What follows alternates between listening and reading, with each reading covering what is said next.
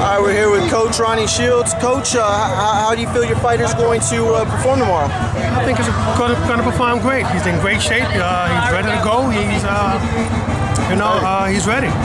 Now he was a quarter pound overweight. I'm sure that was probably like transition through the scale. But what do you feel about the weight and then the fighter asking for him to come down? Was that just kind of like a mental tactic type of thing? Yeah, I mean, look, we don't worry about that. We checked our weight before we left. We was right on top of it. So no, we came outside. We took a walk, came right back in and made it weight.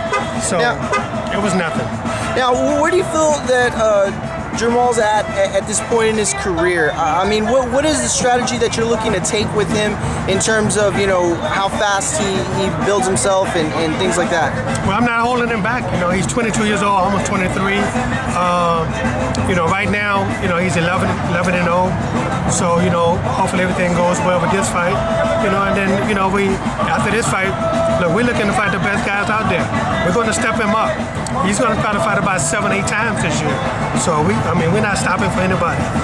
We just going, man. We just anybody in the way, knock them out the way and get the next one. What do you think the difference between the twins are in terms of their ability to move up faster than one another, and where do you see them both? Do you see them kind of moving up the ranks at the same time? I mean, well, no. Jamel has a little more fights than Jamal, like 9 more fights. So after tomorrow night, it'll be eight fights. So the plan is to try to get them as close as possible to the same amount of fights, and then they market them that way.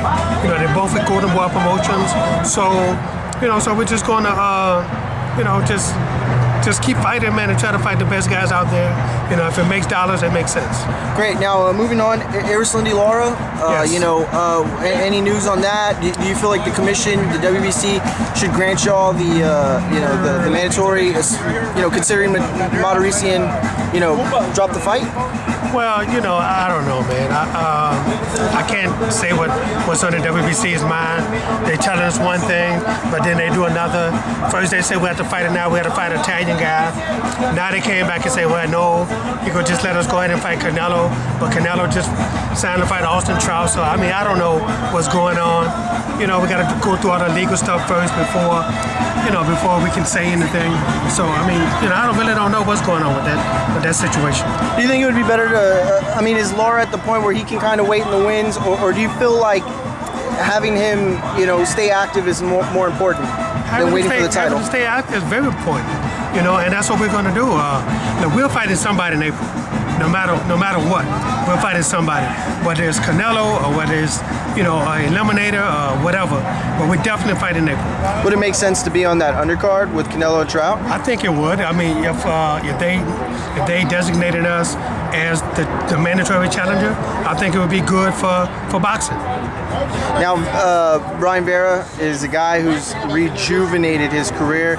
You've done an amazing job with the guy. He was supposed to lose 2 fights in a row, and against quality opposition, and he came out and completely outclassed people. What is it? What did you do with Brian Vera that made all the difference in the world and gave him his second career? Brian already has the talent, but sometimes a different face makes a whole lot of difference in the world. And Brian, he listens in the gym. It's one thing that he has to do always, and maintain his weight and come to the gym every day. That's all I ask. Nothing more, nothing less. And in the gym, myself and my trainer, Creed Fountain, we teach. And he's being taught now. So Brian is learning really well, and I'm expecting good things from Brian, man. Brian has an opportunity now to be middleweight champion of the world. I couldn't agree more. Whatever it is that y'all have been working on, whatever it is that you've done with him at this stage in his career has made all the difference in the world. Do you think, because if I'm not mistaken, that last fight was for a mandatory for, right? It was for which for belt? Triple G. For Triple G. Yeah, okay, is that a fight that you think y'all should take? Well, here's the thing. We've been told already by the WBA that Brian is fighting March 29th on ESPN again, and Triple G is fighting March 30th in the south of France. Mm-hmm. If both of them win, by June, they have to fight. Okay.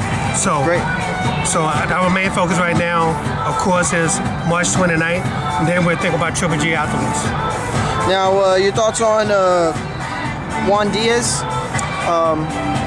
Well, I'm not training Juan on his comeback. Okay. But I wish Juan all the best. Juan is a very, very good guy.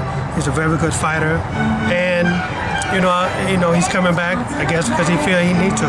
So I just wish him all the best in his comeback.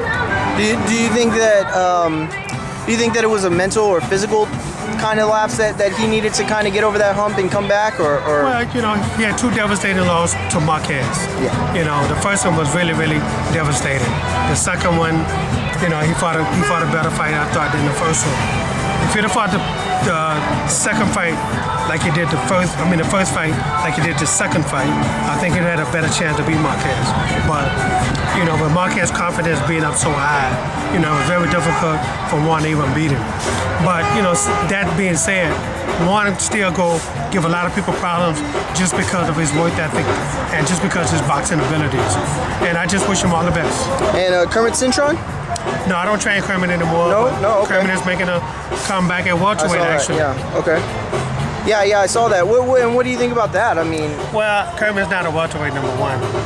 Kermit is a really, really good fighter, but at welterweight, I'm not sure what he can do. Okay, thanks for the time.